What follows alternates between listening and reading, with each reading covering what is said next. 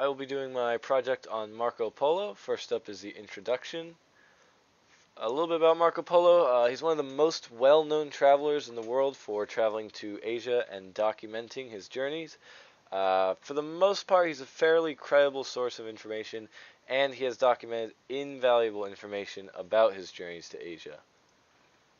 A little bit about his early life. There's not too much to know before he was 15. What we do know, however, is that he was born 1254 in Venice, Italy. He was born into a very wealthy family. The Polos had a lot of wealth. They're a merchant family with, again, lots of wealth. However, he did not have parents. His mother died after his birth, and his father and uncle foresaw a political change, so they liquidated their assets and left for China, leaving young Marco Polo behind, unborn Marco Polo behind. But during this time while they were in Asia, Marco Polo did become very well educated, seeing as how he comes from a wealthy family, and he learned a lot about mercantile subjects, which helped him in his future journeys. A little bit about his family.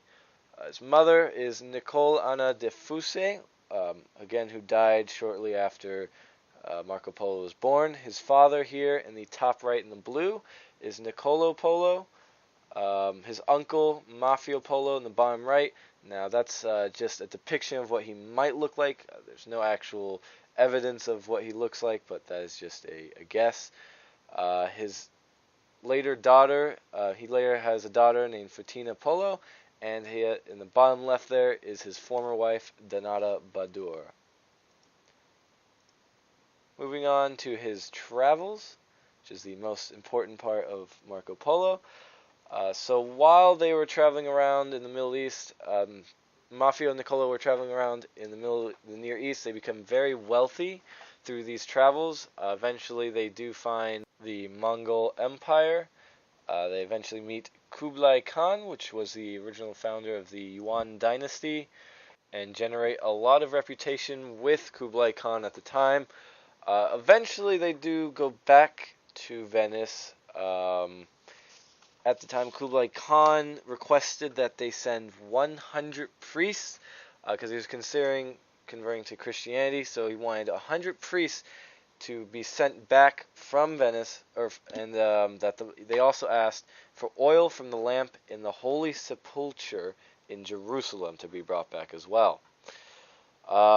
When they did return, Marco Polo at the time was 15 years old. He eventually, at 17 in 1271, when he was 17 years old, he left with the Polo brothers, his father and his uncle, for China. However, the church only granted them 2 priests. They couldn't do 100 priests. And on the journey, they eventually turned back because the journey is too fearsome for them. So they turn back. They don't have the oil or anything. Eventually, they do get to China. It takes them about 4 years to get to China through grueling environment and wars going on around them. It was a very dangerous time to travel. Eventually, they do get to China. And Kublai Khan notices the intuition of Marco Polo, and eventually he becomes an administrator for Kublai Khan, and he's sent out to the surrounding areas to essentially document the people, watch what they do. And he does eventually learn 4 languages because he becomes very immersed in their cultures. Next up is a little bit about his book, which in French is Livres des Merveilles du Monde, pardon my French, which in English is just the Book of the Marvels of the World.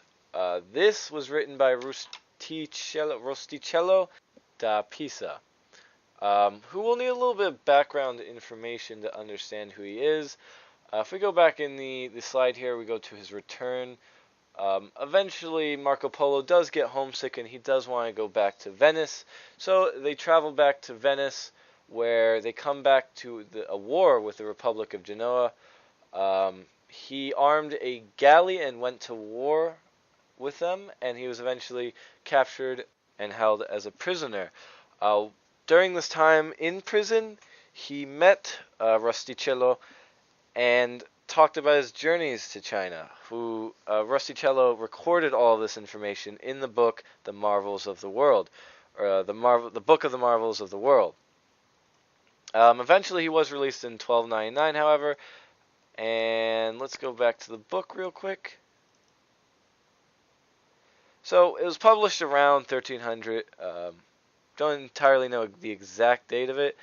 And for the most part, it is fairly accurate of his travels. To quote the Wikipedia page, it demonstrates by specific example the ultimately overwhelming probability of the broad authenticity of Polo's account. Essentially meaning, for the most part, it is credible.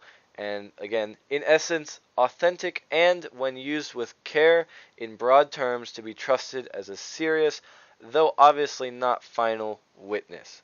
So, during the time, he could have embellished some of the stories to make the book seem more interesting.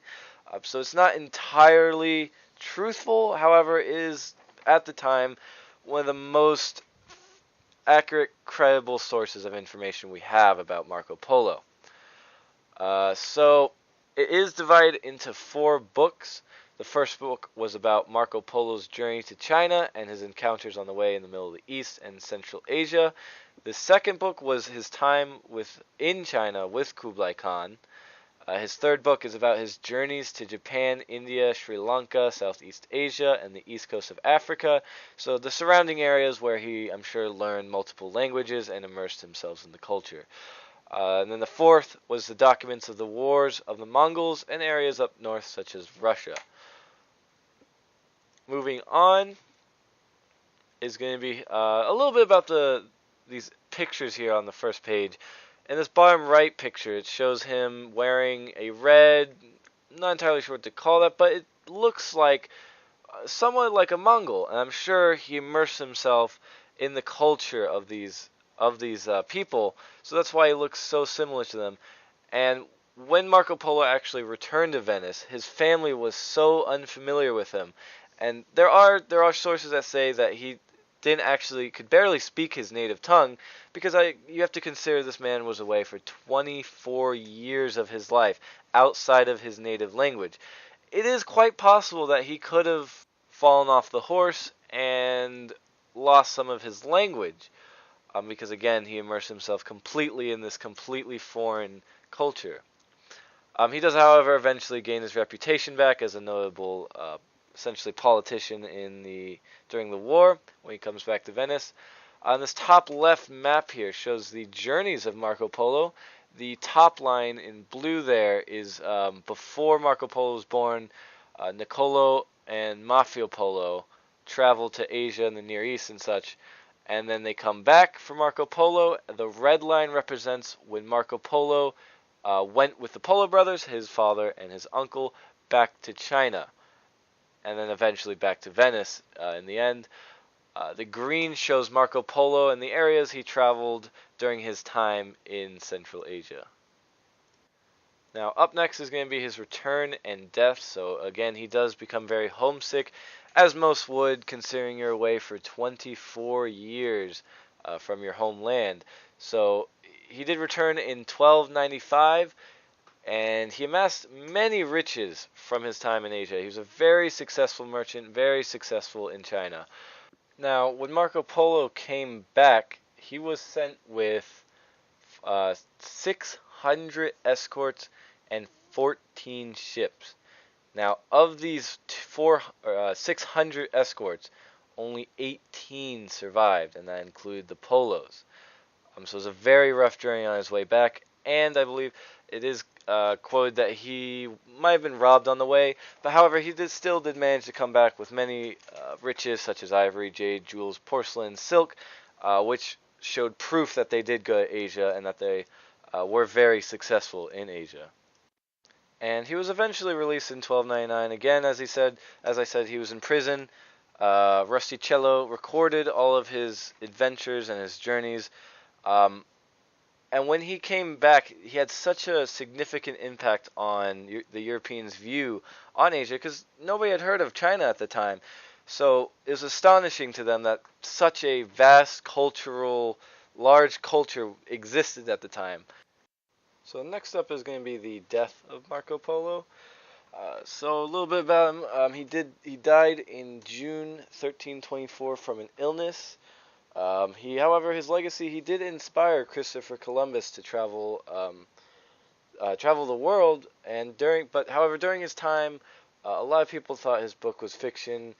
You have to consider at the time there was a lot of lies going on. There was a lot of debate over what was real, what was fiction, and there's a lot of lies being told in a lot of books. And historians are still debating on whether or not his sources were fully credible. Again, for the most part, it is credible and it is a fairly accurate retelling of his legacy. Now, when he did die, he did divide all of his assets and earnings among his family members, several people, the church members and such. He forgave any debts he had, or if anybody owed him money. And he was, in the end, buried at the Church of San Lorenzo. He did donate a very hefty portion of his money to this church, considering he was buried there. And for the conclusion, just a little bit more remarks about Marco Polo and his journeys.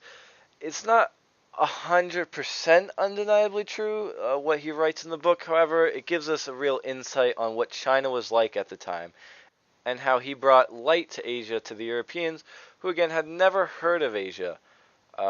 And in general, Marco Polo is a very successful merchant whose travels and influence, fortunately, was documented in the Book of the Marvels of the World.